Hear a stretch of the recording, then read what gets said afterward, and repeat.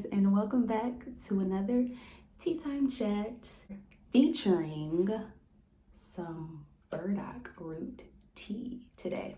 So as you can see, burdock root, unless it's like really ground up, it looks like this because it is a root to a plant, kind of like bark.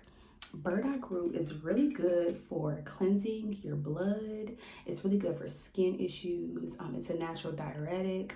So I like to have it every now and then. I haven't had it in a while, probably since before I was pregnant, but I found some in my pantry and I'm like, yo, I like burdock root. I used to also drink it as kind of like a coffee replacement because it gives me that earthy taste like coffee does. And I just add like a little bit of honey or agave, and it's really good. You can also maybe add like a little creamer to it if you want to do coffee. So yeah, you can probably find this in tea bags, but this is how I buy mine, loose like that.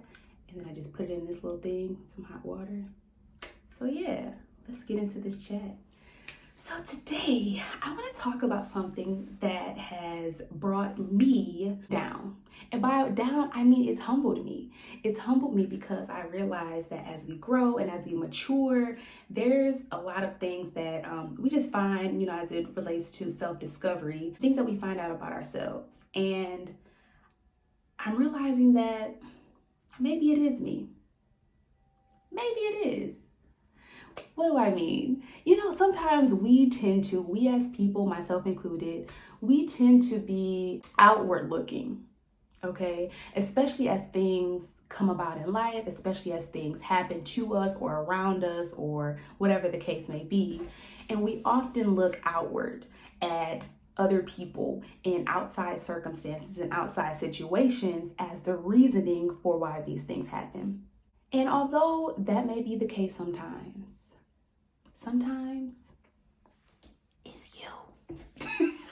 Sometimes it's me. Sometimes it's us. We are the cause. We are the reason that there's friction in our relationships. We are the reason that we are not getting to the place that we want to be. Maybe because of procrastination or fear or lack of focus and drive. Sometimes we're the reason for the chaos that we experience, dare I say. And so in my reflection, I'm learning that that is a hard and oftentimes difficult truth. It's hard to think and accept the fact that I'm the cause of this. It's hard, but it's necessary. And it's necessary because if we are really going to progress and move forward, and I know a lot of us, myself included, have like these grand goals and these grand ideas, as we elevate higher, more is going to come with that. More responsibility, more difficulty and challenges, more just surprises.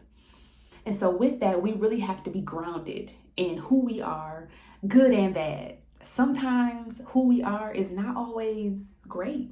Sometimes who we are is troublesome. And sometimes it's learned behavior. Sometimes it's habits. Sometimes it's things that we don't even realize. And so I am learning day by day to just pause for a minute. And I'm gonna tell you, you won't always get it right. I don't always get it right, okay? Sometimes it takes me days and weeks before I come back and reflect. You know what? I was the reason why that conversation escalated, especially being married, from a married folk. I was the reason why. And a mature or maturing person will be willing to say, you know what? That was me. I got a quick temper. I have a habit of shutting down. I have a habit of doing too much too soon. I fall in love too quickly, whatever it may be. And that's not to say that we should be beating ourselves up.